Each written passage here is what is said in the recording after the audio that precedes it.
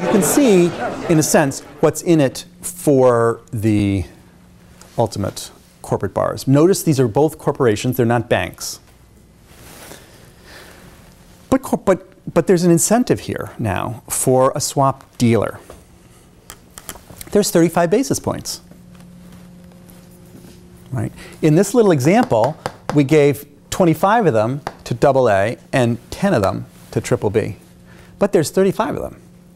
Okay? So there's an incentive here for a dealer to go inside that and say, I'll set this whole thing up and all I ask is 2 of these points for myself.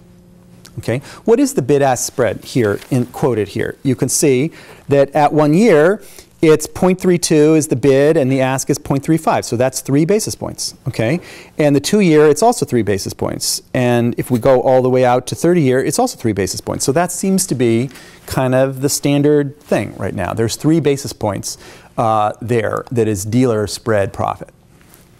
And where is the dealer in this picture?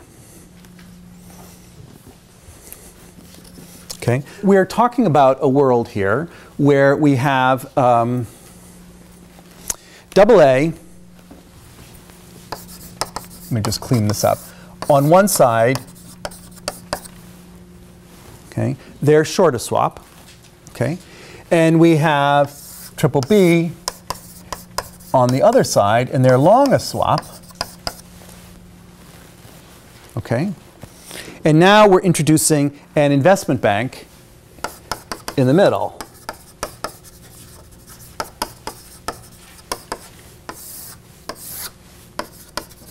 Which is doing a swap with AAA, okay, and doing another swap, AA, another swap with BBB, okay. And there's a spread there that they're harvesting. So they're using their own balance sheet to stand in between the short and the long side. And some of these swaps last for a long time. So there's a swap book that an investment bank will be running, which I'm showing here as matched book. So that they've made equal and opposite promises to 2 different parties, okay, but for different prices. Okay, and that's the profit for them, is that spread, the bid-ask spread between these swaps. This is where prices come from. This sort of, remember when I talked about indirect finance and direct finance, okay? There's interest rate swaps is sort of where forward interest rates come from, all the way down the yield curve. And that swap yield curve that I was showing you there comes from this sort of activity. It comes from dealers quoting a bid-ask spread, and then AA and BBB saying, well, what do I want to do? Am I a buyer or a seller? And you go to the dealer, and you don't have to worry about somebody being on the other side. That's the dealer's problem. And the dealer is quoting prices, and it's also maybe not always having matched book, and sometimes it's trying to hedge, and it will hedge using treasuries, possibly, using forward markets, using futures markets. So it's a dealer. The investment bank is being a dealer here. A dealer in the swap market. The interest rate swap market. Okay, I thought I saw, did you have a? So the only risk you have is as like the higher rated company is like if like the fluctuations in LIBOR, is that the only? Fluctuations in LIBOR are not your problem. That's what the swap takes care of. What I was saying is fluctuations in the credit rating or the credit spread could be a problem in the sense that it causes a problem for BBB because the BBB's hedge is against market fluctuations, LIBOR, okay? Not against changes in the spread over LIBOR when it has to roll this funding. That BBB, so let's just go through this again. What's supposed to be happening here is that usually the fixed rate is higher than the flexible rate. So typically what's happening is that BBB is paying to AA sort of the difference between 550 and the current LIBOR rate. They're paying this way. The cash flows are going this way during the life of the swap. They're willing to do that because it lets them lock in this long-term funding.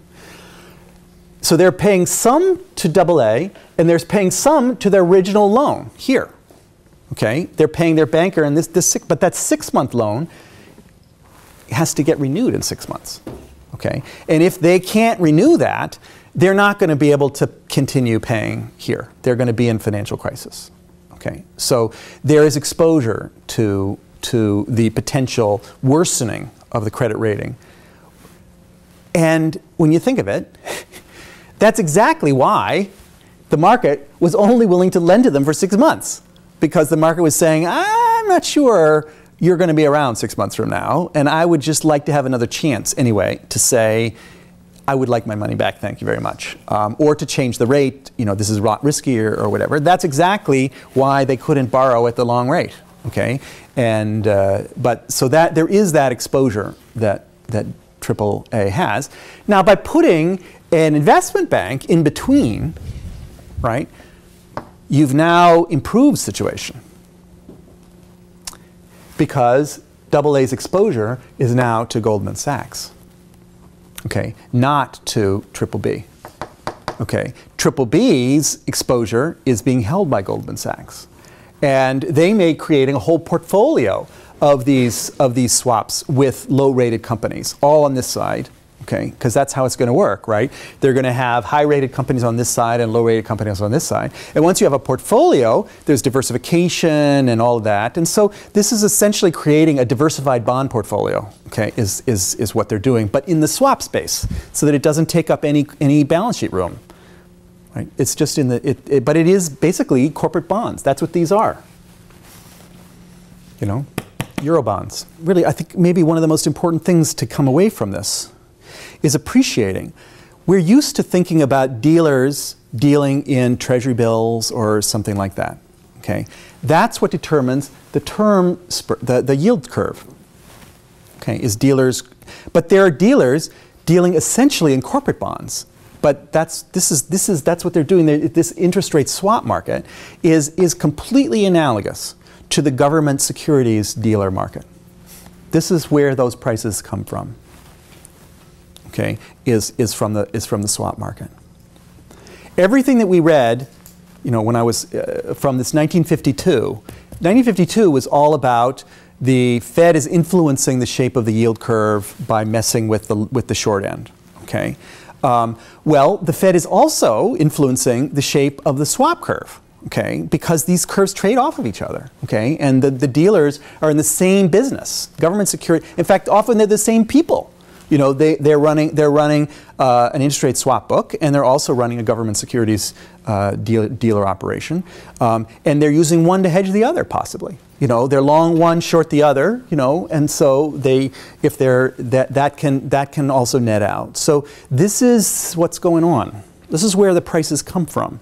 In capital markets, okay, are these dealers making markets, quoting bid-ask spreads. And once you see this, you realize that this is a lot closer to the money market than you thought, okay, that because they're dealers, okay, so they're highly leveraged, they're financing themselves in the money market, and that helps to understand why prices are volatile as they are.